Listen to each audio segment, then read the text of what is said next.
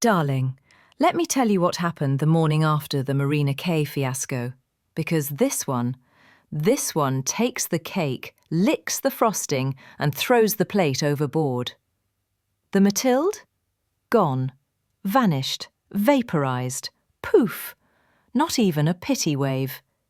And our Celtic lady, Miss Lavender and Peaches herself? No sign of her. Not on the beach, not on the dock, not even a stray footprint in the sand, like in some dramatic BBC mystery.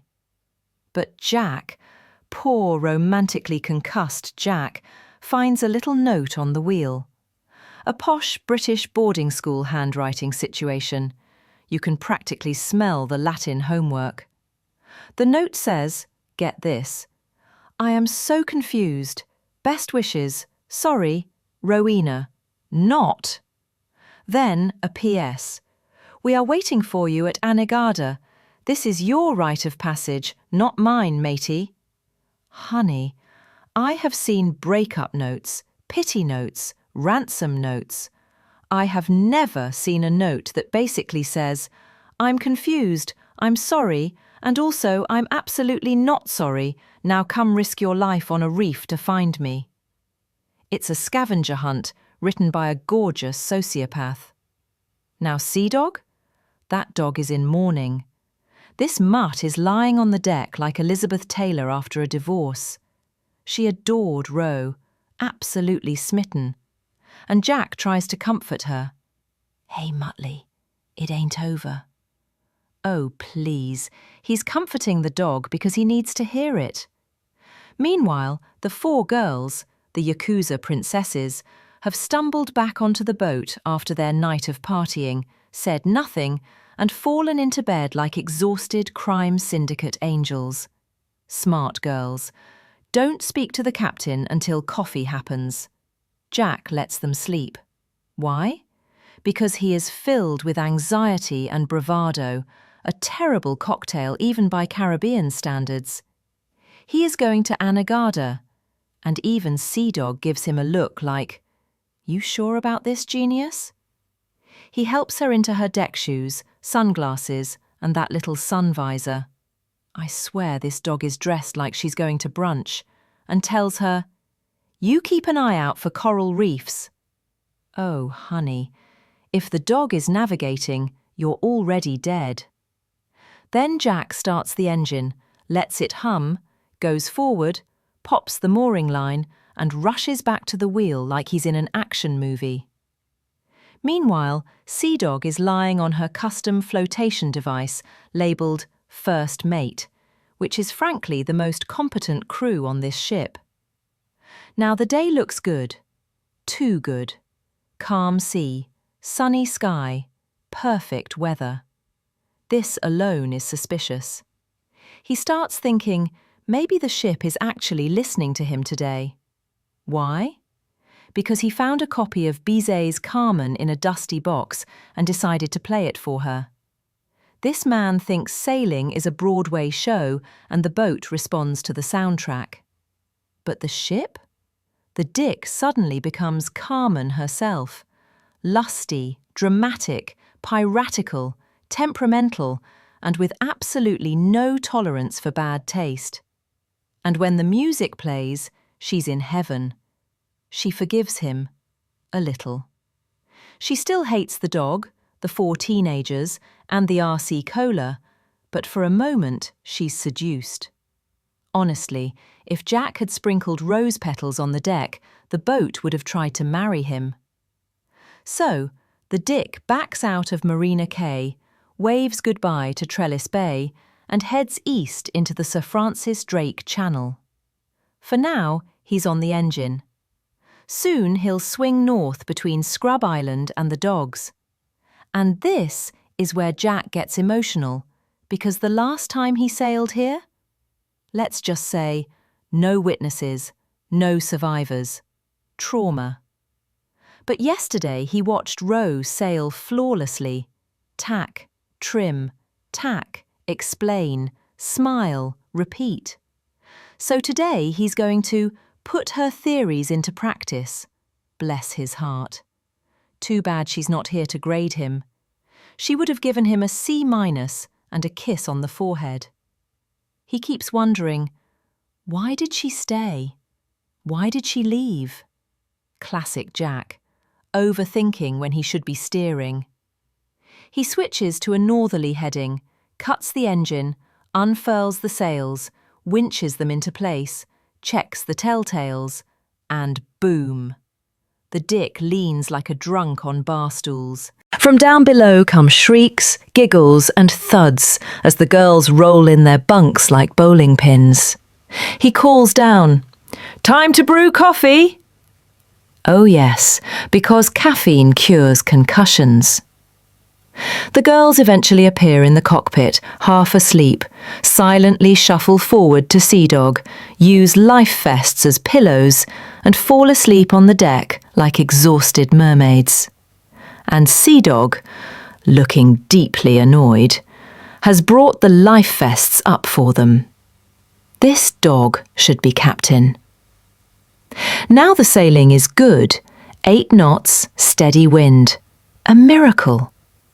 He and Roe had planned this route from east of Scrub Island, minimising exposure to the nightmare zone. Why nightmare? Because Anegada is the nautical version of a practical joke.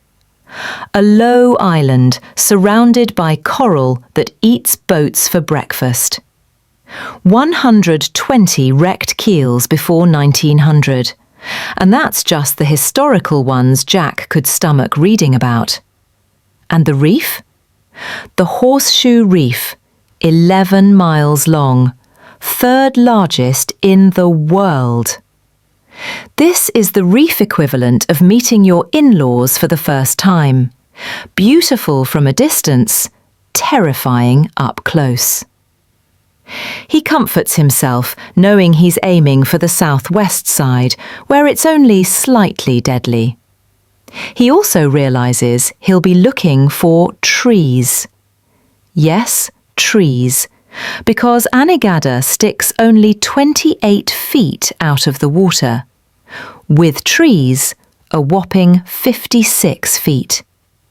He calls it a floating vegetable garden. He's not wrong. He puts binoculars around his neck like he's on safari. Then comes the real issue.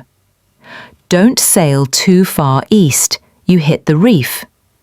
Don't sail too far west, you hit the Atlantic.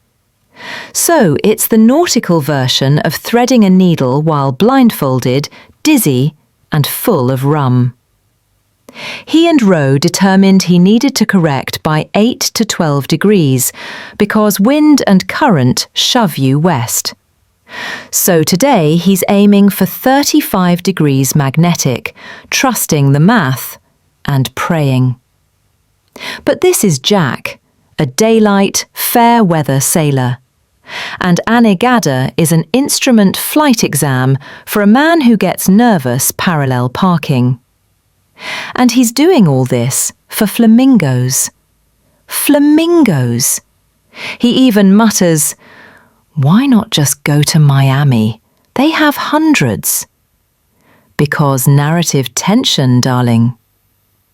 Still, the weather is beautiful, the sun overhead, perfect conditions. Even the dog can see the bottom. But even once he spots Anegada, the real nightmare begins. The narrow channel into the anchorage. Buoys go missing. Charts lie. Sometimes your only hope is seeing another boat coming out. He turns on the GPS, enters the coordinates, and prepares for a stretch with no land in sight. He is absolutely petrified. And honestly, he should be. He calls on the radio. "Testing, testing, testing. Destination Anegada." And the radio goes dead. Dead, honey. Other captains heard Anegada and hung up like someone was calling to sell timeshares. The girls are still asleep. Sea Dog is nervous at the prow like a furry gargoyle. Virgin Gorda disappears behind them. And Jack is glued to the compass, the GPS, and the horizon. He keeps hoping for another sail ahead. Nothing.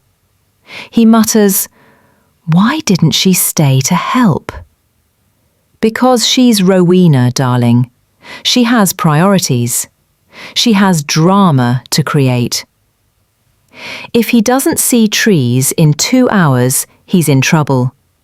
But he repeats the plan. It's a good plan. Even without her, it's a good plan. And he looks around and says the most dangerous words ever spoken by a sailor. Besides, it's a beautiful day. What could go wrong? Everything. Absolutely everything. And we are here for it. Sweetheart, let me tell you what happens an hour into this little voyage of theirs. Because if there's one thing the Caribbean never runs out of, it's sun, rum, and floating reminders that God invented coral reefs as a practical joke. So Jack is sailing along, feeling brave, feeling competent, which is always a sign the universe is getting ready to smack him, when he spots something off starboard. He squints, he lifts the binoculars, and darling, it's wreckage. Actual shipwreck. The sea equivalent of finding a toe sticking out of the ground. He drops the sails, fires up the engine, and points the Dick straight toward the mystery debris. Now, the Dick has seen things, but even she gives a little shudder like, oh no, not this trauma again. The 4 girls finally wake up, and suddenly everyone's paying attention. That alone should have warned him something serious was happening. As they get closer, they see it. A little 24-foot sailboat lying on its side like it fainted at Coachella. Broken keel, giant hole in the port side, classic coral reef kiss of death. No name, no passengers, no bodies, just vibes. Bad ones. The Dick, Sea Dog and Jack all shudder at the same time, like synchronized swimmers of dread. Jack does the responsible thing, calls the coastal authorities. Gives his coordinates, his name, the ship's name, his destination. And honey, even saying Anegada into a radio should earn him a medal for bravery or stupidity, whichever is bigger. The authorities tell him to stay put until HMS Tortoise arrives. Let me tell you, the name is false advertising. This thing comes speeding in at 25 knots. It's a cigarette boat. They confiscated it from drug runners, slapped a posh name on it, and suddenly it's Her Majesty's Search and Rescue. Sure, why not? Slap a crown on a blender and call it Buckingham Palace. Their diver checks the ruined boat. Nobody aboard, no papers, nothing. Just a ghost ship. A mystery. A giant "Maybe don't sail here" sign delivered straight from Poseidon. Jack, being Jack, actually asks the captain if he can tag along behind them to Anegada. The captain looks at him like, "Darling, do I look like your Uber?" and then politely tells him no. Worth a try. Now, after all this drama, Jack is 2 hours behind schedule. The 4 are pale with dread, and even the Dick is on her best behaviour. That's how you know things are serious. The boat stopped being petty. He refuses to let the girls rethink the voyage. He has something to prove now. Because thanks to the Tortoise crew, every captain in the British Virgin Islands now knows he's attempting this crossing. He has shown up. He has been witnessed. And he's not turning around. So he gives the girls MREs and RC Cola, the culinary equivalent of punishment, and the ship groans like she's being fed dog food. Then he puts on reggae, and magically the girls calm down. Honestly, RC Cola and reggae might be the new therapy. But then Sea Dog has to pee. And Jack, bless him, holds this dog over the side while she hangs her fanny out like a furry little ballerina. The four girls watch with horror and fascination, making adorable noises. They're delighted they weren't asked to help. Frankly, so am I. Eventually, they resume the proper course toward Anegada, the vegetable garden floating in the sea, as Jack lovingly calls it. Clouds loom, but they stay away. He feels confident, which again is always a bad omen. The girls beg to use the binoculars, and eventually he relents. They take turns scanning the horizon for anything, a bush, a twig, a seagull, a sign from God. He had calculated they'd see land in under 2 hours, but between the wreck and the delay, they're well into hour 3. He starts wondering whether Rowena would have spotted the island already, which is adorable. Of course she would have. She'd have spotted it from Tortola. And then, screaming, jumping, pointing, the girls have seen it. Trees! Trees growing straight out of the ocean. That's Anegada for you. It looks like a floating chia pet. But now the real fun begins, finding the anchorage. Local law says there's a white-roofed building nestled among tall palm trees. If you can spot that, you've got Neptune's treasure. If not, you've got, guess who's dining with Coral tonight? He sails closer. Too close to the west, and he'll never claw back to the entrance. Too close to the east, and boom, Reef City. He sweats. He clutches the wheel like it owes him money. Depth goes from 60 feet to 20. His bottom isn't scraping yet, but it's thinking about it. And then, finally, he spots the roof. Almost drops the binoculars thanks to the sweat pouring off him like a man in a sauna with secrets. But he sees it. He's got it. He's aligned. Now he just needs one more miracle. The Channel Boys. And wouldn't you know it, the catamaran Mathilde comes motoring along, perfect as an angel from heaven. And who's at the helm? Rowena, Miss Celtic Heartbreaker herself. Jack's entire emotional skeleton collapses. She welcomes him with, "Heave to, you mangy landlubbers! Prepare to be boarded by pirates!" The girls respond with an enthusiastic, "Arr!" Honestly, darling, Broadway needs this cast. Roe jumps into the water like Esther Williams with a shopping bag and swims over. Jack helps her aboard. Sea Dog loses her mind with joy. Brunhilde, the head Valkyrie, informs them they'll rendezvous tomorrow at the Bight, because apparently we're doing Norse mythology now. Jack nods. He has no idea what's happening.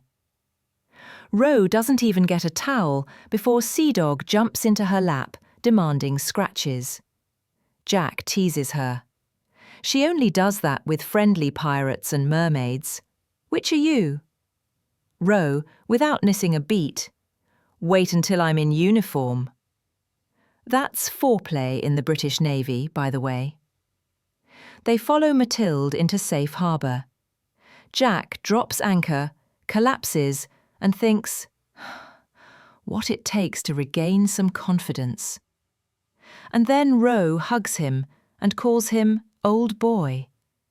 That alone could have killed him. His heart is basically a confused golden retriever at this point. She disappears to shower, comes back wearing the black bikini, black sarong, black visor, looking like a Bond girl from the posh British prep school for women with standards. Jack stares and asks the only question his remaining brain cells can form. Where are the pearls?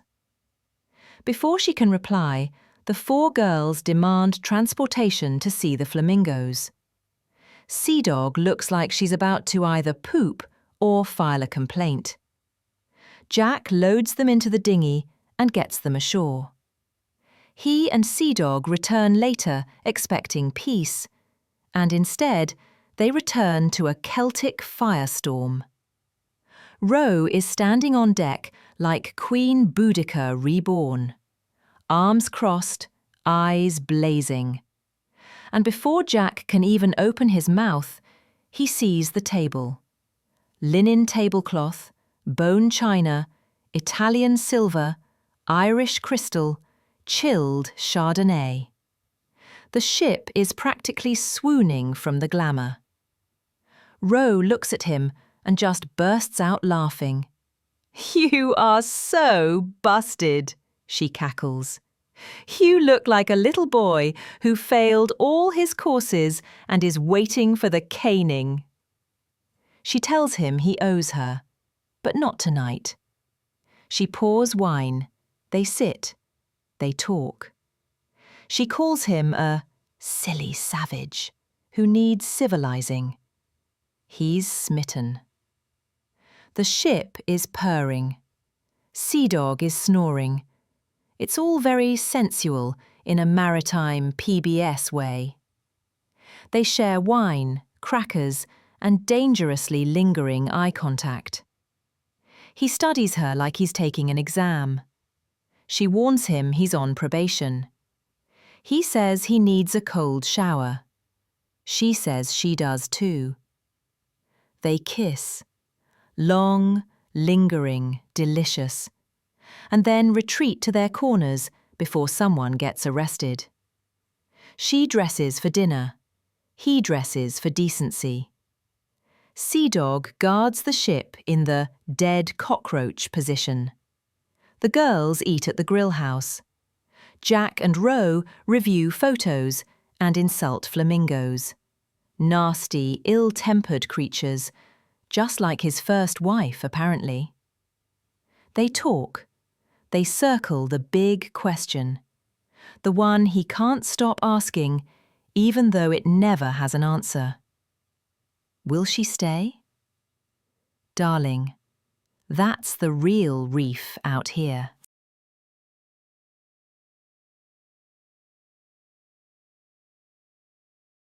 Darling, let me paint you this picture.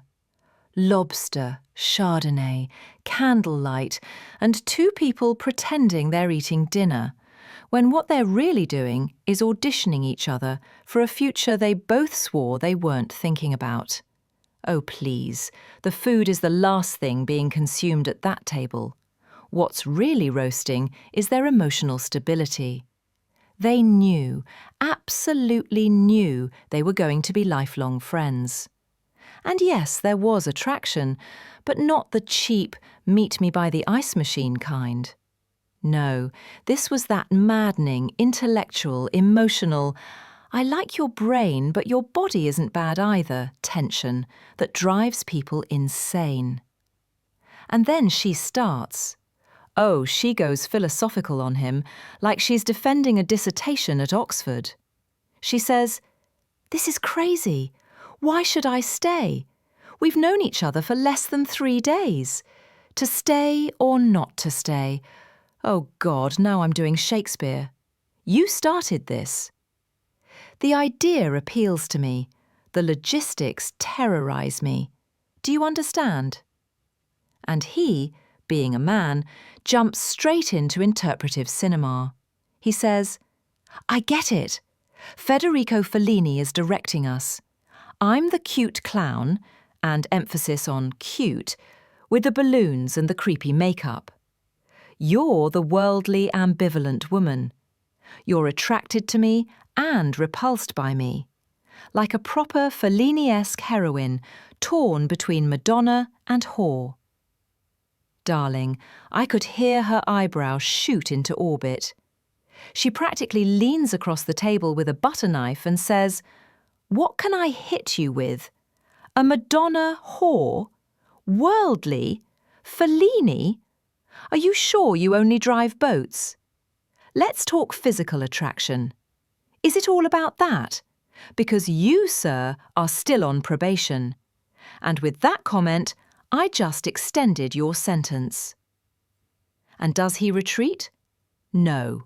No, of course he doesn't. This is Cat and Jack.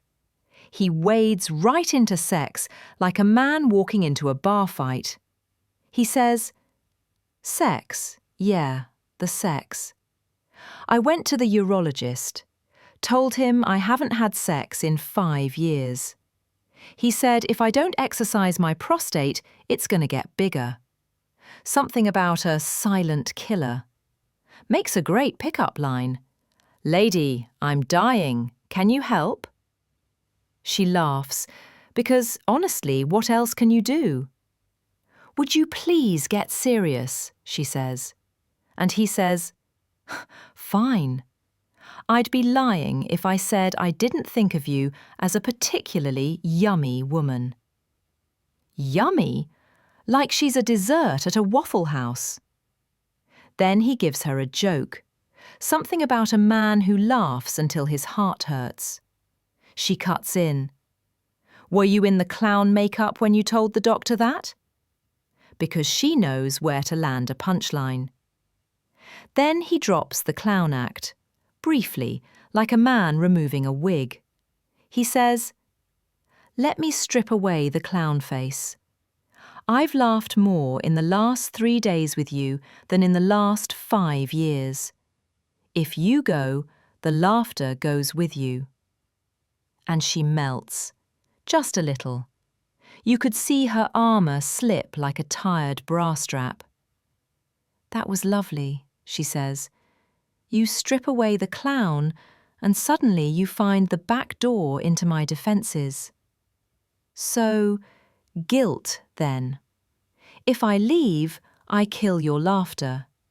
You're trying to guilt-trip me. Well, too late. I already feel guilty."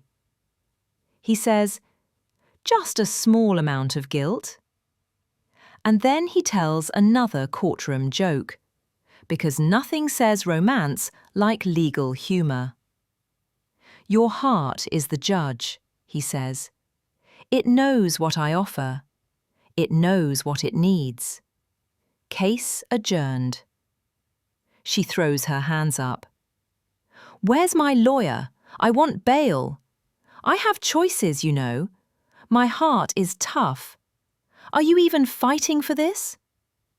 And he says, "I'm fighting the only way I know how. But you need to understand. If you leave now, you take a piece of me. If you leave next week, you take a bigger piece. Either way, I lose weight."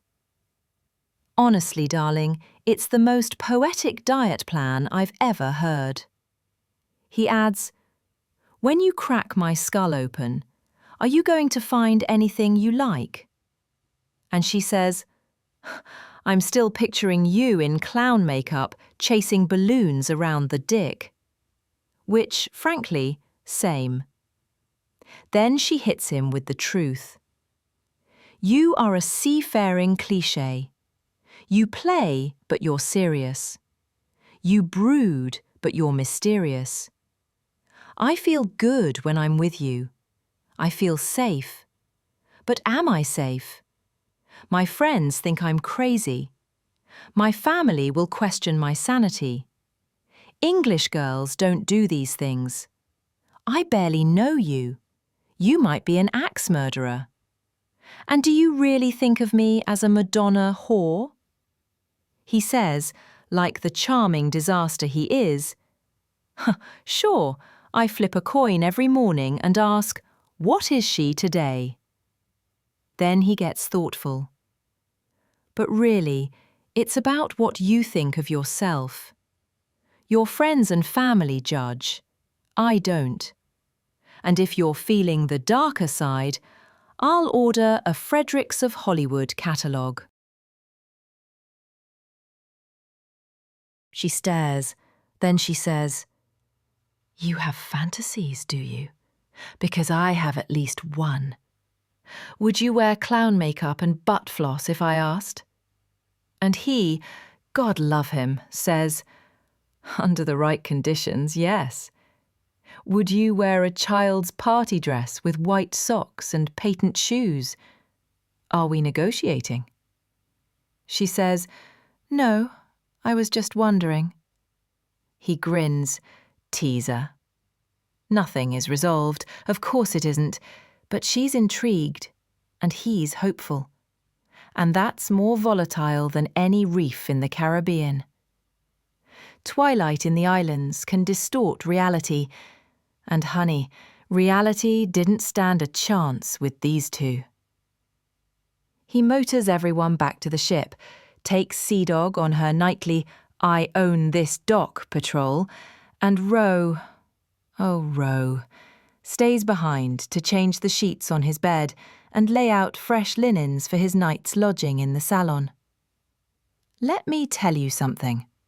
When a woman changes your sheets without promising to stay, you are in serious, serious trouble. At 6 in the morning, a time of day that should frankly be outlawed unless you're either a baker or a burglar, Captain Jack motored out of Anegada's teeny tiny harbour, clutching his sacred morning coffee like it was the Holy Grail and the IRS was closing in. Sea Dog had already stationed herself at the bow, alert, bright-eyed, and, God help us, without her life vest, which meant she was in a mood. She'd spent the night in his cabin with Ro. Yes, the dog slept with the girl, and Jack's big takeaway is, lucky dog. Men. You could hand them the Rosetta Stone, and they'd still focus on the wrong thing. Sea Dog demanded her ritual ear scratches, a new development, like menopause but cuter. And Jack felt warm inside, knowing Ro was asleep just a few steps away. He was practically glowing. Give him 2 more mornings like this, and he'd have to install dimmers. He let Ro and the 4 girls sleep in, not because he was kind or noble or saintly, no.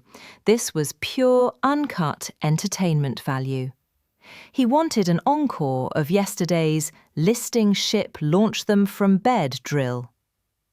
The moment he hoisted the sails, the boat would tilt, and those girls would roll out of their bunks like loose avocados at the grocery store.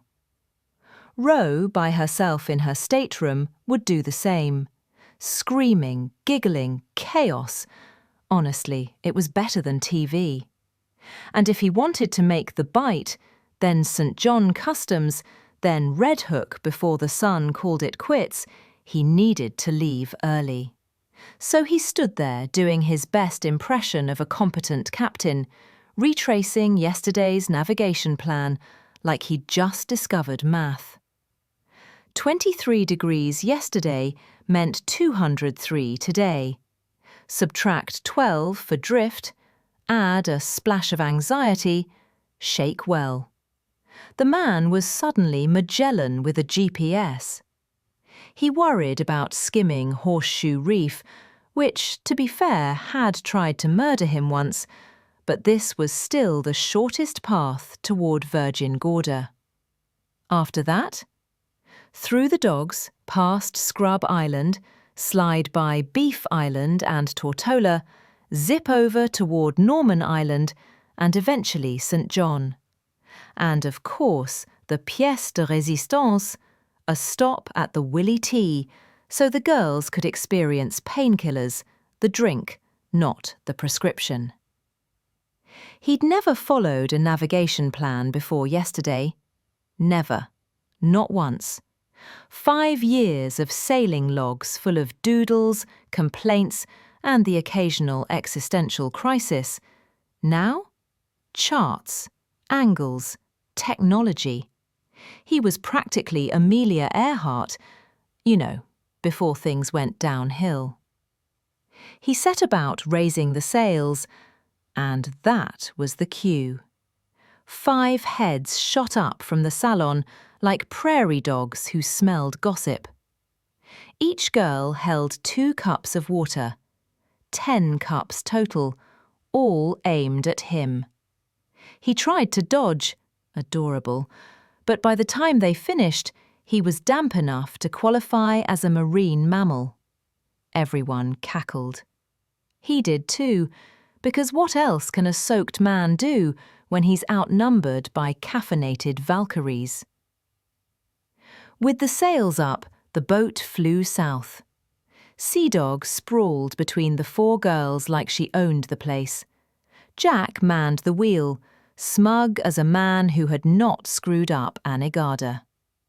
He mentally tried out his new moniker. Anegada Jack. Rolls right off the tongue like a venereal disease. Ro, ever the steady first mate of life choices, offered to get him a towel and make breakfast. He had suggested MRES. Nothing says romance like reheated military rations, but she brushed him off and sashayed to the galley, congratulating herself on her teaching skills. She was convinced she had moulded him into a semi-competent sailor. Women have been clinging to that hope for men for centuries. Jack scanned the horizon. No sails, no wreckage, just clouds, suspiciously dramatic clouds, and a wind that was getting friskier by the minute. Spray hit the girls. They bolted to the cockpit like it was giving away concert tickets. Within seconds, the chop grew teeth, the wind howled, and rain hit them sideways like a biblical plague. Jack dropped the spray hoods. Great. Now the only thing he couldn't protect them from was seasickness, and oh boy, did it arrive fast. In the time it takes to say ginger ale, 4 green-faced girls were hanging over the rails, donating last night's dinner to the local fish population. Their skin tones? Think Crayola's least popular crayon colours. Even Sea Dog was looking a little chartreuse, but rallied like a 4-legged Florence Nightingale, delivering life vests and emotional support. The search begins. Ro abandoned her galley duties, probably grateful for any excuse to stop wrestling with that sad little stove, and climbed into the cockpit. She took one look at the 4 girls bent over the rails and just smiled. Oh, she'd seen worse. Captain Jack, however. The man looked like someone had just threatened his retirement account.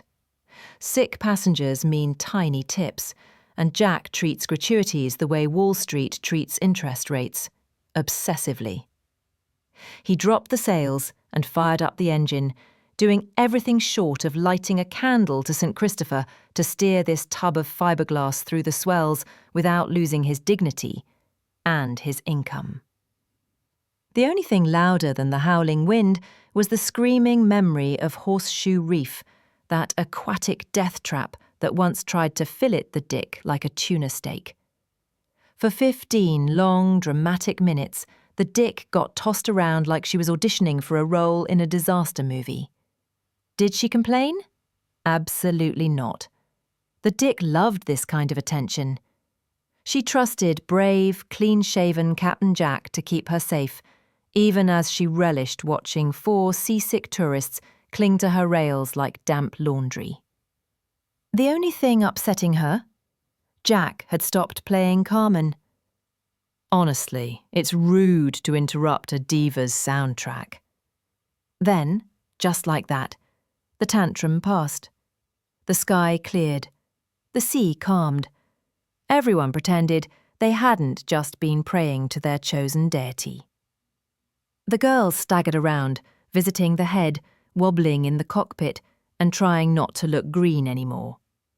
Jack restarted the sails, tucked the spray hoods away, and restored order like nothing had happened. Within minutes, the 4, plus Sea Dog, who never misses a group nap, were snoring on the forward cushions, blissfully unaware that they had just provided Mother Nature with 30 minutes of comedic gold. Jack, watching them sleep, had a fleeting existential crisis. Why does Sea Dog even stay with me? The answer, of course, is simple. Snacks. But he convinced himself it was loyalty, because that's what captains do. Roe returned to the galley, and Jack, feeling responsible, or maybe just bored, checked the ship-to-shore radio. Immediately a panicked voice crackled through. The captain of the Tortoise, which given the situation felt a little on the nose, was desperate for search coverage. A flotilla of unsafe refugee boats had run into trouble days earlier. Survivors could have drifted west. They'd likely be in the water for 2 or 3 days. Jack volunteered to assist. Because apparently 2 successful days of navigation had convinced him he was now Jacques Cousteau with a captain's hat from Amazon. He called for Roe. She popped up the ladder, smiling, until she saw his face. Then he delivered the news. Survivors, northwest, maybe alive, maybe not. She turned somber in half a heartbeat. Of course they had to help. They set a plan, search a few hours, then resume their route. A 1-mile-wide grid pattern. GPS tracking, diesel engine humming. Roe marked the chart like a pro. The girls grabbed binoculars. Sea Dog volunteered to provide emotional support by gluing herself to Roe's hip. Noble service. Breakfast was put on pause. The Dick was officially on a mission. For the next 2 hours, they traced their grid through empty ocean, north, west, north again, following wind and tide patterns. Both Jack and Roe began to accept the grim truth. They weren't going to find anyone out here. The ocean was too big, the odds too small. Wrong! Suddenly the girls started pointing north, frantic, synchronized like a girl band of alarmed meerkats. Roe sprinted forward, snatched the binoculars and froze. Something was out there. Not debris, not a boat. Something. Jack's hair stood up, because in these islands, something is rarely a puppy in need of rescue. Could be pirates, could be smugglers, could be refugees.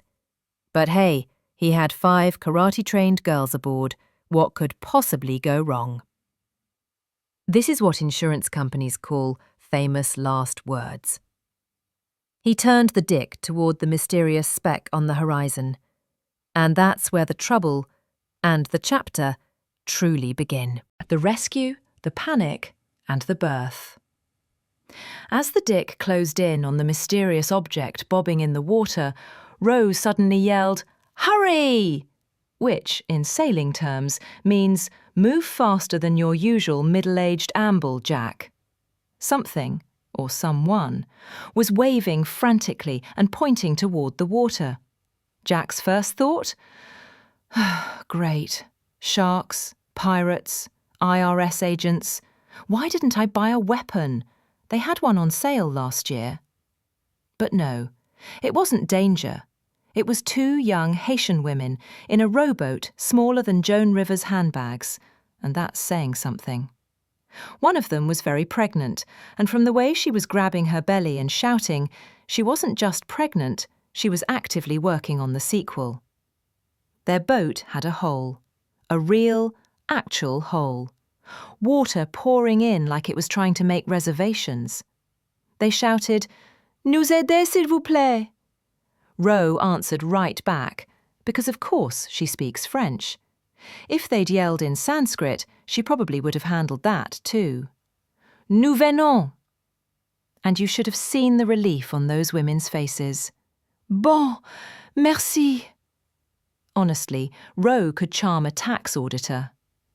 Roe tossed them a line, just in time for their bargain bin dinghy to sink straight to Atlantis. The women panicked, and it became painfully clear that neither of them could swim. Wonderful. Another day, another crisis. Jack dove into the water with 2 life vests like he was filming the trailer for Aquaman, The Midlife Years. He reached the pregnant woman first, got her latched onto a vest, and then went for the second woman, who immediately grabbed him like he was the last lifeboat on the Titanic. They went under. Way under. The woman had a grip like a boa constrictor who'd been lifting weights. Jack was seeing bubbles, darkness, and flashes of all the stupid decisions that led him to this moment, especially the lack of a stun gun. Finally, as predicted in every lifeguard manual ever written, she let go at the very last possible second. He burst to the surface, choking, spitting, practically coughing up his spleen. Then he took a deep breath and went back down for her. Because the man might be a professional disaster magnet, but he has a heart. He hauled her up and started swimming toward the Dick, which was now drifting away because of the tide and wind. Of course it was. This boat has a flair for drama. Ro, meanwhile, had already pulled the pregnant woman aboard. She saw Jack struggling, grabbed the tiller, slapped the engine into reverse, and backed the Dick toward them like she was parallel parking in Manhattan. One of the girls thrust a rescue pole over the stern. Jack grabbed it and was dragged aboard like a very wet, very exhausted hero in the world's least glamorous action movie. With help from the fore, they heaved the unconscious woman onto the deck. She wasn't breathing. Cue the grim military training he thought he'd forgotten.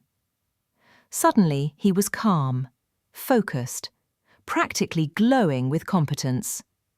Ro probably wanted to faint from shock. He cleared her airway, started mouth to mouth, hand over her nose like the textbook said. After several long breaths, she coughed, vomited, and missed his face by half an inch. Truly divine intervention. "She's breathing," he said, pointing the girls toward her. "Blanket, water, food." He didn't specify order, so naturally they ran around like panicked interns. Meanwhile, Ro had her own crisis unfolding. The pregnant woman was not simply expecting. No, this baby was punching its ticket now. They looked at each other. "Do you know anything about having a baby?" Jack said. "I can make 'em, and I've seen 'em born, but the doctors did it." Which is the male equivalent of, "I read half a WebMD article." Ro blinked. "You have children? How lovely! How many?" He just smiled and said, "Later." Translation: "We don't have the time or emotional bandwidth for my life story right now." Ro decided the woman needed a bed. His bed, because the salon cushions weren't going to cut it. Jack sprinted below deck, grabbed a plastic tarp, classy, and spread it out like he was prepping for a very messy art project. Together they helped the woman down the stairs, through the salon, and into his cabin as she wailed, "Es coming! Es coming!" No kidding, sweetheart. Meanwhile, the Dick was adrift. No one at the wheel, heading toward the Atlantic like she had a death wish. Ro ran topside, deputized the 4 girls into emergency helmsmen, and soon they had a system. 4 hands on the wheel, 2 eyes on the compass, 2 eyes on the horizon. Honestly, it was the most teamwork they'd displayed all trip. Ro grabbed hot water and towels and dashed back to the cabin. Jack had positioned the woman properly. Dress up, knees bent, the whole thing. And both he and Ro saw it at the same time. The baby's head was crowning. Showtime! Afterbirth, aftermath, and afterthoughts. For 20 straight minutes, Jack and Ro coached the woman through labour like 2 wildly underqualified contestants on a medical-themed game show. He shouted, "Push!" Ro countered with "Poussez!" and the poor woman screamed something that probably translated to, "Both of you shut up and catch this baby." Neither Jack nor Ro dared breathe, mostly because they had no backup plan whatsoever. If nature didn't take its course, they were going to be Googling how to birth a human on the ship's Wi-Fi, assuming the Dick even had Wi-Fi and not just a smug attitude. Then, miracle of miracles, the baby boy slipped onto the towel like he'd been practicing his entrance. Cap'n Jack tied off the umbilical cord with a string he probably stole from a gear bag, trimmed it like he was clipping bonsai, and gently tucked everything back where it belonged. Ro wrapped the newborn with the tenderness of someone who absolutely should have been in charge from the very beginning. The mother, Desiree, clutched her baby, reached for Ro's hand, and promptly dissolved into grateful tears. Ro, who cries if a dog looks at her too sweetly, joined right in. Then Desiree hit them with the big question. Êtes-vous épousé? Are you married? Ro nearly broke a vocal cord, insisting, Non, nous sommes seulement bons amis. Just friends. Sure, and sequins are just beads. Then Desiree went right for the jugular. Vous êtes les amants? Are you lovers? Ro turned the shade of a ripe tomato at a farmer's market and sputtered, No! Desiree, unimpressed, glanced between them and delivered the line every romance novelist dreams of. Vos yeux disent une histoire différente. Your eyes tell a different story. Ro hissed back, Fermez votre bouche, a French command meaning, shut your mouth before I fold you like laundry. Jack, watching the whole whispered drama like a baffled parent at a middle school dance, asked, What'd she say? Ro waved it off. Nothing. Gratitude. Sure, and I'm sure the Titanic's captain said, It's a little chilly, that's all. Jack took Ro's hand, smiled, and assured them both, Everything will be fine now. Desiree, exhausted but still capable of delivering a line worthy of a telenovela, murmured, Merci beaucoup, mon capitaine courageux. My brave captain. And oh, did he bask in it. They looked at each other, Jack and Ro, the air thick with relief and something else you could spread on toast. Ro whispered, If I'm ever in trouble, I hope you're close. Jack replied, very suavely for a man who had been vomited on 5 minutes ago, That can be arranged. She broke eye contact first. Of course she did. Someone has to maintain the illusion of dignity. She turned back to Desiree and asked, Avez-vous faim? Hungry? Desiree nodded like she'd eat the towel if they offered it. Ro headed to the galley. Jack called after her, We're all starving. Time for the MREs. Lunch is on me. Ro gave him one of those slow blinks that says, If you say MREs one more time, I am shoving you overboard. Soon he was sitting at the helm, chowing down on military rations, sipping an RC cola, because nothing screams hero of the high seas like cola from 1973, and steering toward Jost van Dyke. He radioed the authorities, reported the rescue, and was told a government boat would meet them near the Mathilde. He checked his watch and decided the bite wasn't happening today. St. John was the better bet. And that's when the existential crisis hit him like a rogue wave. This life of his, open water, paradise, adventure, was lovely until it wasn't. Every beautiful day seemed followed by a rainstorm, a reef, a rescue, or a medical emergency. He wondered how long he could keep doing this routine. Sail, smile, repeat. He missed his family, or at least the memory of what they looked like half a decade ago. He could go back, but he wouldn't. He could sell the dick, but then what? Start a podcast? Take up macrame? He pondered the small questions: happiness, purpose, companionship. The big questions, time, space, Jimmy Hoffa, he left to people with better haircuts. He admitted, maybe for the first time, that his monkish lifestyle wasn't noble, it was lonely. He wanted Ro. But wanting and having were two different things. He briefly wondered if kidnapping was still a maritime tradition, probably frowned upon.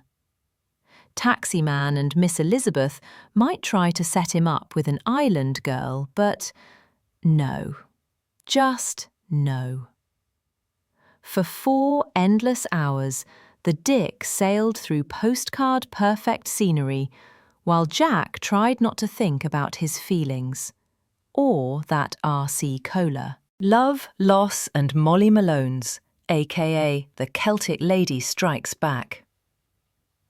Normally, Captain Jack never sailed for more than 2 hours because his passengers had the attention span of toddlers in a sugar aisle. After 90 minutes of sun and spray, they were ready to mutiny and demand snacks, shade, or divine intervention. But today was different.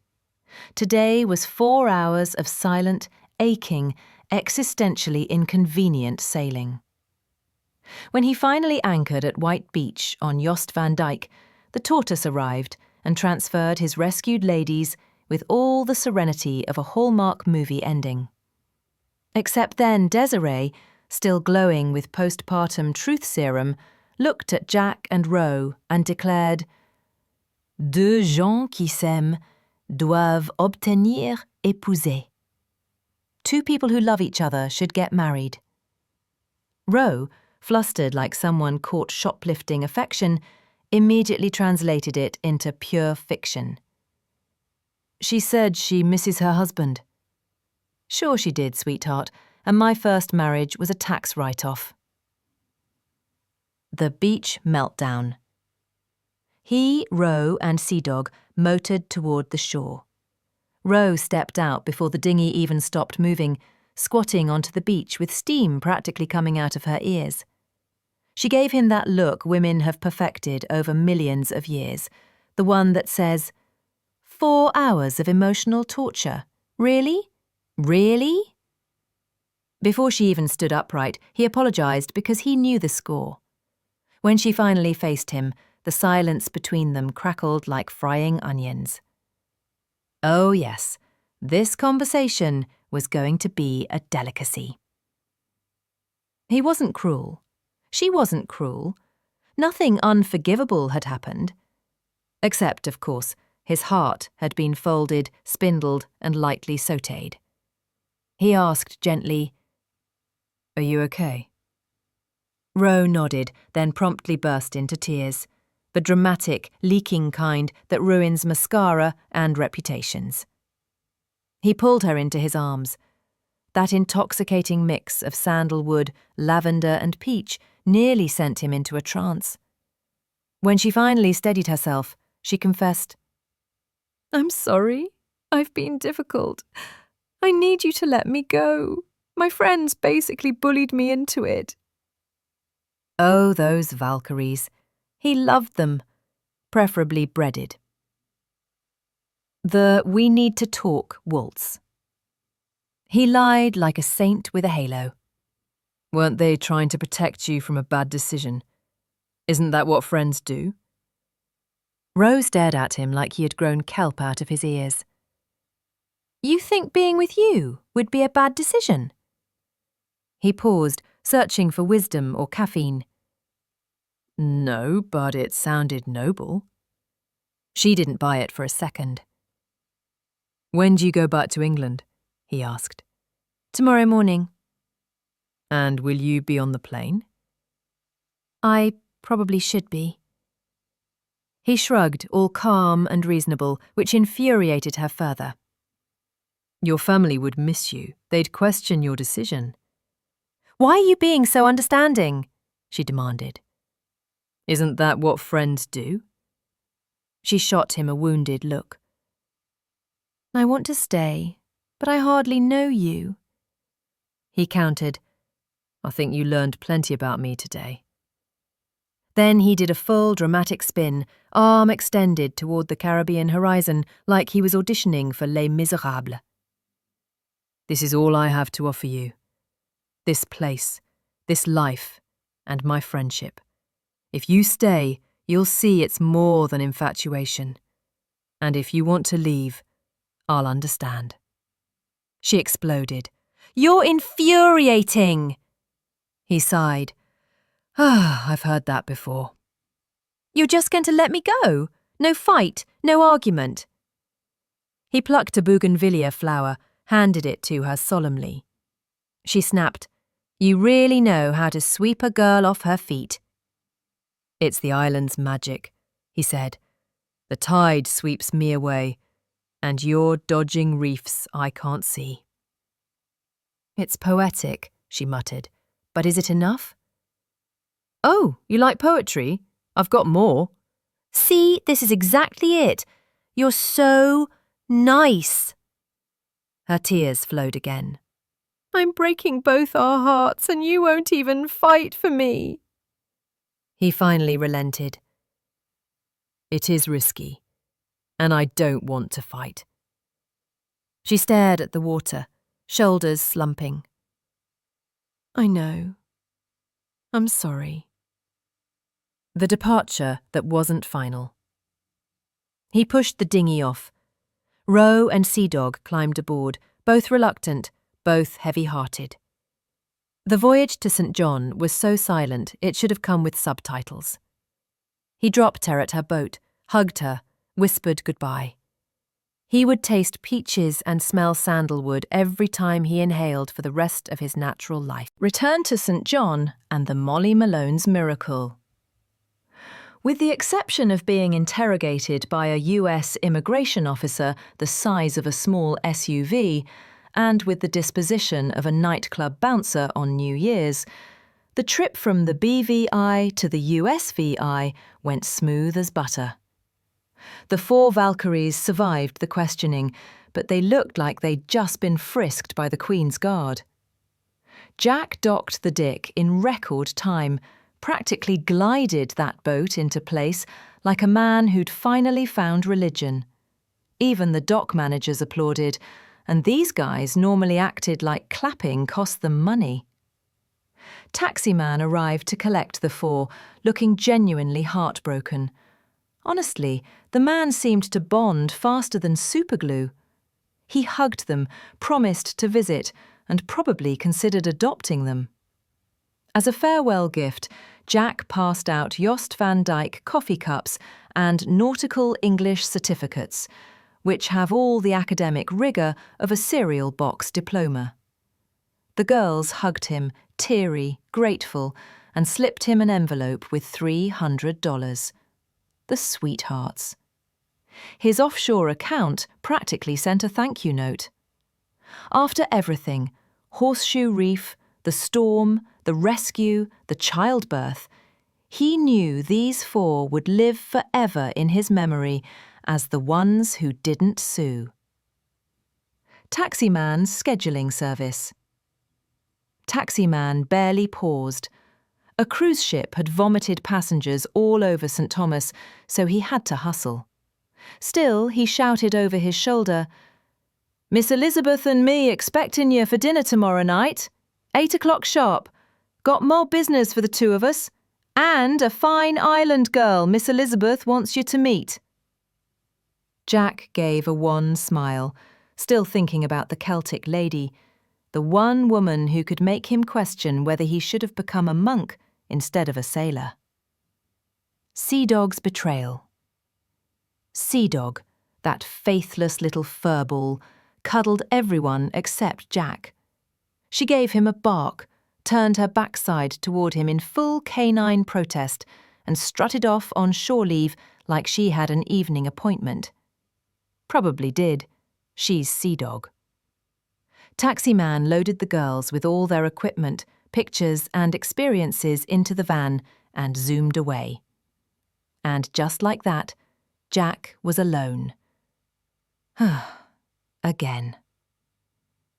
Alone with the chores, scrubbing the deck, washing the laundry, restocking MREs, heaven help us, fixing everything he'd ignored, paying bills. What a glamorous life. He muttered sarcastically, "Yeah, sell the dick and give up sailing, right. That'll happen the same day Congress agrees on something." His stomach rumbled. His throat was dry. Molly Malone's called to him like a mermaid with a beer tap. The restaurant of iguanas and lost souls. 2 minutes later he arrived under the trees of Molly Malone's, which were filled with iguanas uglier than sin. That's the romance people talk about. Sure, and my first facelift was subtle. He ordered a Heineken and a burger. The waitress brought 2 beers because even strangers sensed this man was emotionally dehydrated. He downed one, started the second, and then that voice. Soft, controlled, dangerous. "I'm ready for an adventure. Is that an empty seat?" He turned. Row. Alive, beautiful, determined, the Celtic lady herself. He smiled, a little crooked. "Only if you're planning to stay in it." She placed her hand on his shoulder, sat down and looked at him like she was examining a priceless artifact with a few dings but lots of potential. The reunion that could melt steel. "You know what intrigues me about you," she said. "Oh, I have so many fine qualities." She slapped her hand over his mouth. Joan Rivers would have applauded. "You're genuinely kind. You're fun. You show your strength slowly. And you refuse to tell me anything about yourself." He grinned. "I'm a mystery until you get to know me. But I'm a good kisser. I have references." She touched her lips. "And my kiss. The very best." She inhaled. "When you left me on St. John, I realized you wanted me, not who people think I am. That's been the problem my entire life." He tilted his head. "And who exactly might you be?" To quote a quote, "My daddy's rich, and my mama's good-looking." He smirked like a man slipping on a comfortable pair of shoes. "Is your mama available?" She elbowed him so hard his spleen filed a grievance. Then he sobered. "You'd have to give all that up to be with me. Can you handle it?" She nodded, no hesitation. Their hands joined like they'd rehearsed it. A quiet moment. A breath. A future. Then she said, "There is one thing." "Oh boy, what?" She tickled him in the ribs. "Those MREs. I believe in real food. Can I cook?" He roared with laughter. "Yes, cook, please, save me from myself." The rite of passage and fate's punchline. Roe glanced around Molly Malone's and asked the question every woman asks just before realizing she's dating a man with emotional support animals. "By the way, where is Sea Dog?" Jack answered like this was the most normal thing in the world. "She gets shore leave." "Roe, where does she go?" He shrugged, the universal male sign for I have no idea where anything in my life is, but it seems fine. Who knows? But with you around, she might actually behave. Sure, Jack. And I might start doing Bikram yoga. The Valkyries. Disapproving, but fabulous. Then Jack asked, "Where are your friends, the Valkyries?" "My what?" "That's what I call them." Ro rolled her eyes, but gave him that tiny, reluctant nod. "They're at the airport hotel, and they strongly disapprove of this. Us. Any of it." Jack grinned, pure mischief. "Maybe next season you can talk them into a cruise. I'll give them a good rate. Let them get to know me." She burst out. "You are a mercenary. But honestly, that's not a terrible idea." "Honey, that's how you know it's real love, when you can laugh at a man's shameless marketing strategy." The official approval process, aka the family drama you didn't know you had. Jack suddenly turned deadly serious, like he was about to propose or confess he'd once been a mime. "You know," he said, "you can't just waltz into my life and take charge of me, the dick, and Sea Dog scot-free." Ro raised an eyebrow. "Oh? Is there a ritual? A test? A hazing ceremony?" "Well, of course there is," he said. "You need approval from some very important, almost relatives." She stared. "Almost relatives?" "Yes, Taxi Man and Miss Elizabeth." Ro processed this for 2 seconds, then dissolved into hysterical laughter. She laughed so hard she nearly fell out of her chair. A couple of iguanas looked offended. When she could finally breathe, she said, "Jack, I've known those two for over 30 years, since childhood. My father did business with Taxi Man. Miss Elizabeth used to cook for us every time we stayed with them." Then she delivered the final blow, the one fate had been saving like a punchline. "For 5 years, they've been trying to introduce me to a fine island man, a captain on a cruise yacht." Jack blinked like someone had just slapped him with a damp washcloth. "You mean me?" Ro gave him a smile so warm it could have defrosted a freezer. "Yes, you."